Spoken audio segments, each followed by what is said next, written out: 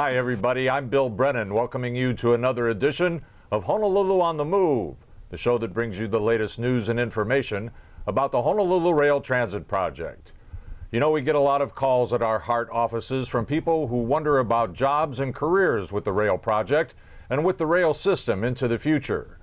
Joining me today as my special guest is HART's Administrative Services Officer, Paul Romaine, who will answer some questions about working for HART.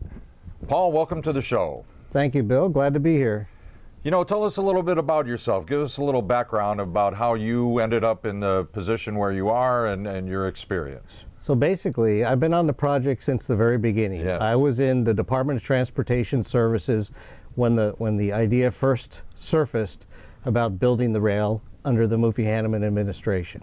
At that point, we created the Rapid Transit Division, which I was supporting in my role as Administrative Services Officer for Department of Transportation Services.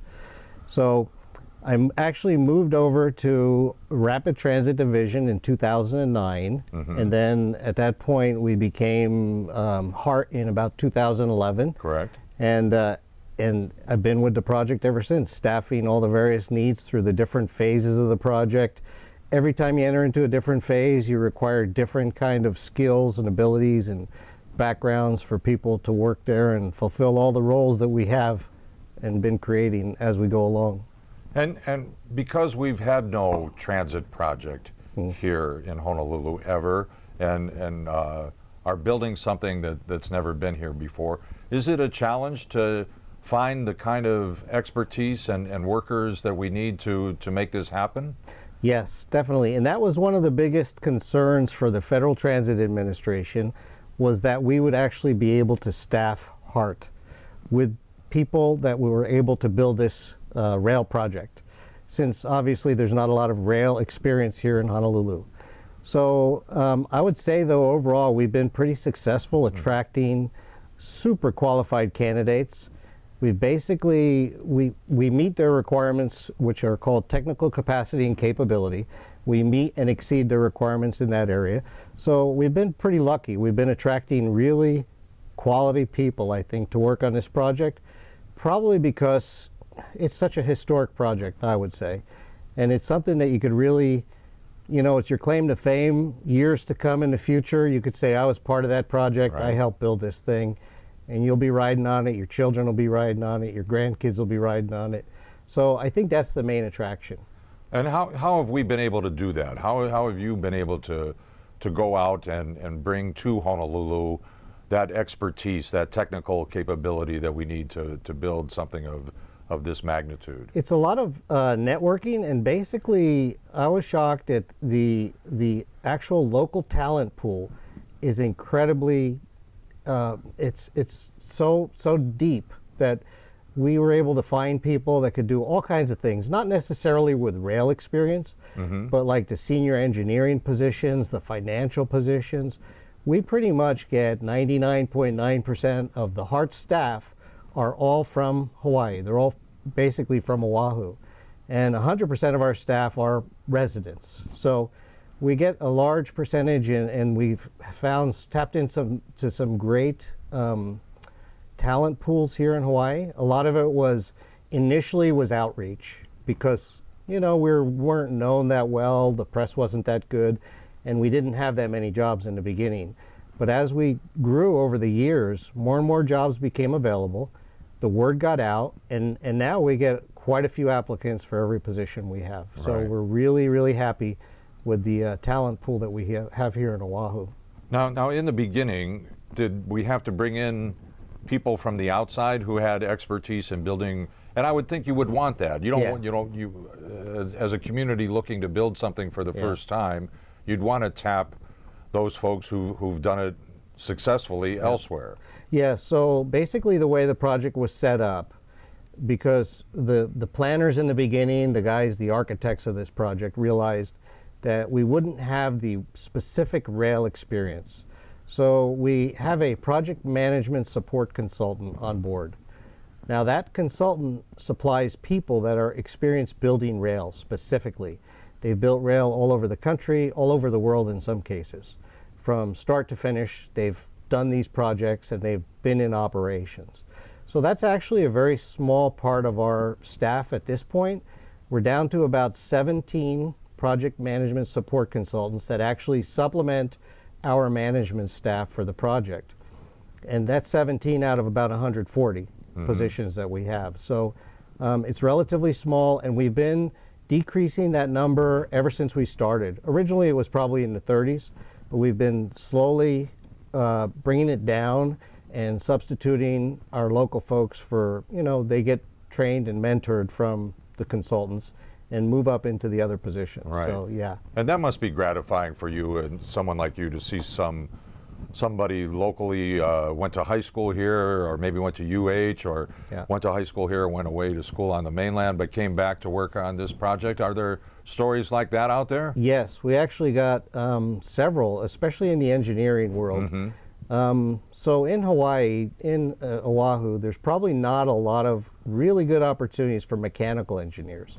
If you're a mechanical engineer, usually you're either working at Pearl Harbor, or you're going to be working heating, ventilation, air conditioning type of thing. So the mechanical engineers tend to go to the mainland for the really, really good, rewarding positions. Aerospace, vehicle manufacturing, things like that. And then electrical is about the same. If you're an electrical engineer here, pretty much you're going to be doing transmission stuff. There's not a lot of other things to do. Right, I've heard that about electrical engineers. Yeah, here. so we were really lucky. We brought back actually 4 young engineers who were all born and raised here, went to the mainland, got their degrees, 2 mechanical and 2 electrical engineers. And they had good jobs on the mainland. Of course. And they were pretty high paid jobs, working aerospace industry, things like that. But they wanted to come home. And this project provided that opportunity. So we brought back the mechanical engineers working on the core systems, which is real mechanical engineering. Right. Because trains, you don't buy them off the shelf. They're built from the ground up. And our folks had a major input in the way these things are built and the quality assurance during the building process. You name it. They're involved from the very beginning to the very end when it rolls off the ship and we got it in the yard. And now they're going to be involved in the testing, which is going to be extensive, months and months of testing of the rail cars. Same with the electrical engineers. So we're able to offer them really substantive jobs here that are concentrated in their area of expertise, which was unusual. So we brought back 4 young folks who, born and raised, their parents are still here, and they really did want to come home, and this provided that opportunity. That's excellent. Yeah. How has the makeup of our HART, or prior to HART, workforce changed in the 7 or 8 years since there was RTD into what it is now? Because, I mean, obviously now we're a big construction project. Initially we were probably more a planning kind of thing. Give us some idea of how that's gone. Exactly. During the EIS process, we were heavy on the planners. We had a lot of planners on board, and we needed the planners. Sure. They have to generate so much information to put together the EIS and get it passed by the FTA, and that's what we were concentrating on. And then shortly after that, when we're in the final design phase, we're bringing in engineers, a lot of design engineers, civil, mostly civil because the guideway is a big long bridge basically. Right. And then all the stations, civil engineering kind of stuff. So we brought in a lot of engineers during the design phase. And now in the construction, we got engineers, a lot of engineers, but they're more concentrated in the construction area. They're very experienced in project management type of stuff.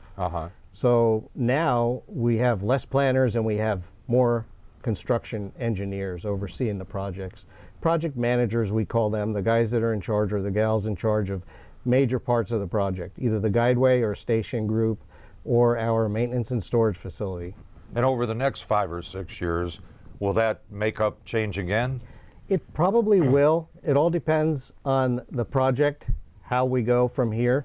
But we're still going to need the engineers, and this is going to continue for quite a while. Yes. Yeah, during commissioning and even after operations start, because in a project of this magnitude, the closeout process could take years. It could take, maybe a year or 2, several years Sure. at the most. But there's a lot of things that have to be resolved at the end of a project like that. And that's assuming that we build the system the way it's designed right now and don't do any of the other extensions. Now, if we do extensions or the rail goes in different areas, then it's going to be back to adding more planners and probably more design engineers, and hopefully keeping our construction engineers on board, because they'll be very valuable and experienced in construction. Right. Yeah. So you're talking about if we build from Ala Moana, let's Yeah. say, to UH Manoa and those kinds of Yeah. planned extensions Yeah, that are that's on the books. all to be determined. Right. And we just follow the guidance that we get. And if we do get that guidance that, hey, you know what, you got to start gearing up more people to start building to UH Manoa, something like that, then we'll be ready. Yes. And we got the trained workforce ready to go. Yes. Hoping we can keep them all on board. Man, that's great. Now, we have a lot of construction workers working on the project, but they don't work for HART. Can you explain how that works? Yeah, so HART awards contracts for either stations or guideways. The guideways are broken down into 4 different contracts, and we bid them. We get we solicit people, they bid on them, and we make a selection through the procurement process. And so those companies like Kiewit, KKJV, Kiewit Kobayashi joint venture out at the maintenance and storage facility, companies like that win the contracts, and they hire their own folks. They hire the construction workers, and all the people that support them. They pretty much know what they have to do to make this thing work, Right. to build it successfully. And most of those would be local union carpenters or operating Yes. engineers, those kind of folks. Yeah, I've been to many job fairs, and while this project was ramping up, pretty much all the unions would come and talk to me, the local carpenters, the steel workers, everybody, the plumbers. They'd all come and talk and say, when are you guys going to get going? We need the work. Right. Now they're all very busy. Yes. They're all very busy, not only because of HART, but because of all the construction going on. Right, right. I remember when we started, there was items in the news that X percentage, and it was a big percentage of carpenters are on the bench, as they say. They were not working. It was 2008, 2009, Yeah. after a financial collapse of sorts around, and there wasn't a lot of construction going on, and a lot of Yeah. those guys and girls were not working. No, I saw that firsthand at the job fairs. Yes. They always made a way to come over and talk to me about the project. Right. When are you starting? When are we going to start seeing jobs? That was in the early years, but now they're all pretty busy. Yes. Yeah. And we still have a lot to build, though. So is there enough of that labor pool out there to help us finish the construction that we have planned? It seems like it. Yeah, it seems like the unions are really stepping up. They're bringing in the people. I haven't heard any kind of labor shortage out Right. on our construction projects. So once the company wins the bid, it's their responsibility to get the folks. Yes. So they get them, they put them to work, and they keep them working. Right. Yeah. And then, like you said, there are other kind of related fields of work where people supply tires or mechanical equipment and the like. So the work that is out there is kind of widespread Yeah. throughout the community. Yeah, I actually got to talk to a lot of those folks too at job fairs. So if you just drive along the rail project, Yes. drive along the guideway, you see so much activity, and that kind of is an indication of what kind of work they provide, what kind of suppliers they have. You see cement trucks pulling up constantly, pumping concrete Right. into the project. There's delivery trucks. There's guys with tractor trailers that are moving equipment back and forth along the line. And then when you got a concentration of workers in one area, like Pearl Ridge right now, there's a lot there. Right. All of the local restaurants and plate lunch places benefit greatly. Yes. So you just drive along the route and you'll see all the stuff going on. I see lumber trucks arriving, trucks from shipping companies. It's just a flurry of activity.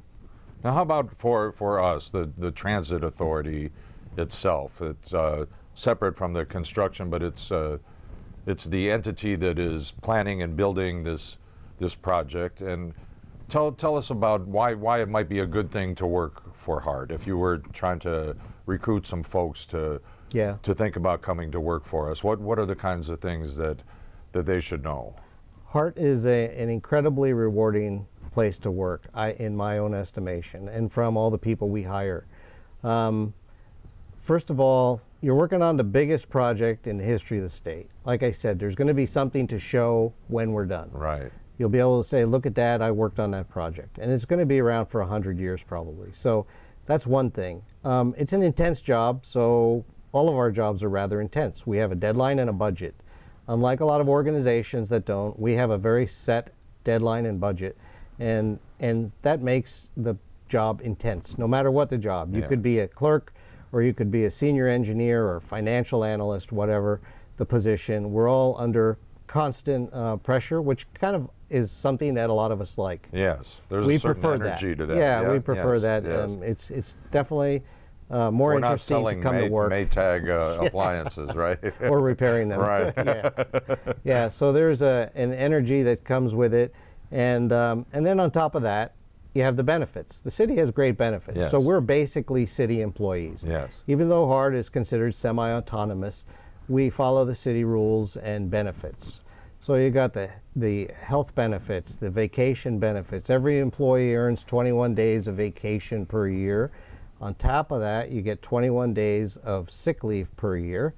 And then there's 13 paid holidays every year, and that's Right. 14 during election year. Right. So there's pre-tax deductions for transit costs, parking costs. So that's money that can be taken out of your pay before you're taxed, and that's a benefit to the individual. Sure. Yeah, there's a lot of different benefits. There's life insurance. The health benefits include everything from just regular medical to dental to vision to chiropractor, and all of those benefits you sign up for. And basically, it's roughly, the city covers roughly 60% of those costs. It varies, depends on the bargaining agreement, but usually it's roughly around 60%, up to 60% for those costs. So if you have a family and you're paying insurance for a whole family, you know, the city's going to cover about 60% of that. So that's a huge benefit. Right. Yeah. How about sometimes there's like flex benefits, and maybe you could like arrange to work at home and those kinds of things that we read about from time to time. Is that something that can be arranged if needed? Yes. Well, there's also a flex spending plan that Yes, allows you to right. put money before tax Pre-tax, into yeah. this flex spending plan. And you could use it for care for dependents, or you could use it for medical costs out of pocket. Right. So that's a benefit because it's before tax. Right. Right. And then a lot of our jobs, some of them are pretty mobile, right? A lot of our engineers are on the road. We give them a laptop. They log into our contract management system. They can conduct a lot of their work on the road. If at all possible, whenever it's required, you know, overtime is also used a lot. So overtime is definitely a benefit that you don't always see in the private industry that you do see in government. Right. Because there's collective bargaining. So anytime somebody works more than 8 hours a day, they're compensated for overtime. Yeah, and then schedules, because a lot of our jobs are not dealing strictly with customers, we're not doing customer service, so the schedule can be flexible too. As long as you work 8 hours a day and you have proof of it, substantive proof that you work the 8 hours a day and you're in constant contact with your supervisor, that's no problem. So there's flexibility there too. Yes. Yeah. What kind of positions do we have open, let's say today at HARD? What kind of people, what kind of positions are we looking for? As a standalone agency, kind of semi-autonomous, the word is, we have to fill pretty much every different field that the city has on its own. So we have careers in financial areas like accountants, budget analysts, financial analysts. We have jobs, of course, like I said, engineering, civil, electrical, mechanical, and then we got some of our engineers specialize in quality assurance, and some of them specialize in safety. So they're safety engineers, basically. Right, right. Of course, you can't do anything without the secretarial clerical. We have a lot of secretarial clerical support, keep our offices running and keep everything flowing, the paperwork going. Information technology. As a standalone agency, we pretty much cover all of our IT needs, information technology. So everything from desktop support in our office space, which we have 64,000 square feet of office space, and probably over 200 people working in our offices, and we're supporting everything from the IP telephones to the desktops to the laptops, and we have Wi-Fi. And then in addition to that, we have what's called a project network, which is a network completely separate from the city. So there's some really good opportunities there for IT folks who get into the networking field. And that is a major effort that we created so that all of our contractors can meet in one place and on the internet. So you have a network where you can do all your file storage, communicating, file print servers, things like that. So IT is pretty big. We have quite a few positions there. Of course, in any big project like this, we got a lot of planners. Yes. Our planners are usually transportation planners. We have some environmental folks. Transportation is broken down into a couple different fields. There's equipment and facilities. So that's an interesting field for a lot of people that are interested in government service, because planning is across the board. It's very transferable in government, so city and state. If you're a planner, you can always move around very easily, because almost every department in the city that I know of has planners, and probably in the state also. Yes. So that's a good career field to go into. Of course, we have human resources specialists. They kind of work for me, and we do all of the recruiting, the hiring, the paperwork, the processing.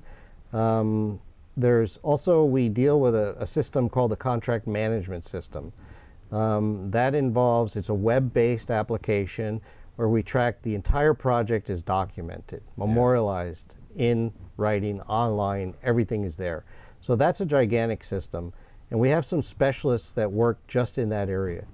It's called CMS, Contract Management System. It's an Oracle Primavera product, and it's kind of well known throughout the transit construction industry. And that's the program of choice that we were recommended to use, actually, by the FTA. Yeah. Now, like we talked about before, the phases, we're really seriously starting to get into our operational phase. You know, even though it's not up and running yet, we're getting pretty close. It'll be here before you know it. Yeah, so we're now beefing up our operations division. And that division will actually probably start taking people out of some other divisions, as they're not needed in those other ones. They'll be moving into operations. So some of our engineers that were in core systems, for example, would be moving into operations. Operations is going to be responsible for a lot of stuff. All of the right at this point, they're doing all of the planning, the documentation, the procedures, policies required, working with our design, build, operate, maintain contractor to get everything squared away, especially during testing and then when we get into operations. Safety, we got all kinds of safety folks there. We have everything from your standard OSHA stuff, from office safety to construction site safety. Yes, and then that's important. Yeah, very important. We don't have any injuries, not in our organization. And then we have the safety engineers who do a lot of the plan reviews and things like that, approve the different plans. And it's also reviewed from the security aspect too. So that's covered too in our safety department, is safety/security. So they look at the physical security of the system as well as the safety of it. And they're reviewing all the contracts and all of the blueprints and everything, and they go out in the field and they examine things. And it's going to be part of the commissioning process. It's going to be huge, getting us actually certified to operate. It sounds as if most of these positions are pretty well compensated. Yeah, we do go in accordance with the city pay scale. Most of our positions are bargaining unit 13, which is the professional scientific. And then the other ones are bargaining unit 3, and those are the secretarial clerical positions. But yeah, we're in accordance with the city pay scales and the state for that matter. HGEA. Pay scales apply. And all the benefits that you mentioned earlier. Yep, and all the benefits. We're almost out of time. Is there anything else you want people to know about working and careers at Hart? Well, I think it's one of the best places to work. I voluntarily went over there knowing that it would be very intense. But the time has flown by like you wouldn't believe. I mean, from the day that I started, it's like it feels like it was yesterday, but then I go out in the field and I look at what's been built. The progress. And I can remember when I started in RTD, it was just the thought of I couldn't wait to see the first column. And now look at it. Now you can't count. I live in IA and it's going by my house. Yes. Well, Yep. Paul, thanks so much for taking time to talk with us today and sharing your insights about careers and work at Hart. Thank you. I appreciate it. I And appreciate anyone it. interested could go to honolulutransit.org and look at our careers page and see what we have available. And you should check every week because it changes rapidly. Excellent. Yep. Thanks so much. You're welcome. Thank you. Okay, that's all the time we have for today. So on behalf of all of us on the project team, mahalo for joining us. And we'll see you again next time for another edition of Honolulu on the Move. If you have a question you'd like us to answer on our next Honolulu on the Move show, go ahead and hit us up on Twitter or Facebook, just two of the places where you can stay informed with up-to-date information on the Honolulu Rail Transit project. And you can view our latest project videos on our YouTube channel. If you'd like more information on the project or would like a presentation to your group or organization, give us a call at our project hotline at 566-2299 or contact us via our website at honolulutransit.org. You'll be able to keep up with the latest news and information about the project, important meeting dates, times, and locations, and examine the official documents that are guiding the project's planning and construction. Take some time to visit honolulutransit.org.